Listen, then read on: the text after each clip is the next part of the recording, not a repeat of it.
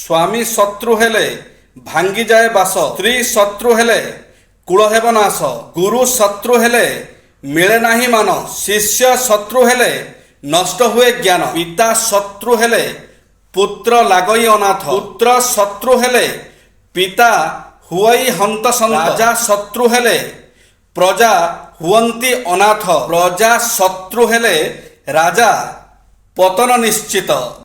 ବୁଝିବା ଆଉ ବୁଝାଇବା ଭିତରେ କେବଳ ଗୋଟିଏ ଫରକ ଥାଏ।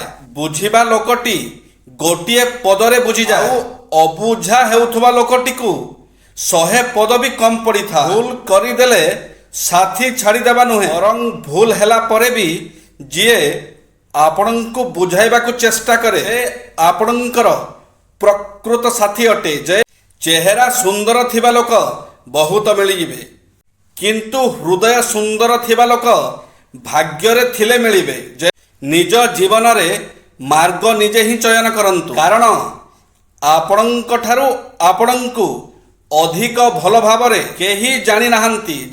ଯେପରି ବସ୍ତ୍ରଟିଏ ପୁରୁଣା ହୋଇଗଲେ ମଣିଷ ତାକୁ ତ୍ୟାଗ କରି ତା ବଦଳରେ ଆଉ ଗୋଟିଏ ନୂଆ ବସ୍ତ୍ର ପରିଧାନ କରେ, ସେହିପରି ଦେହ ଅକାମୀ ବା ପୁରୁଣା ହୋଇଗଲେ ଦେହଧାରୀ ଆତ୍ମା ସେହିପରି ପୁରୁଣା ଦେହ ତ୍ୟାଗ କରି ନୂତନ ଦେହ ଗ୍ରହଣ କରେ।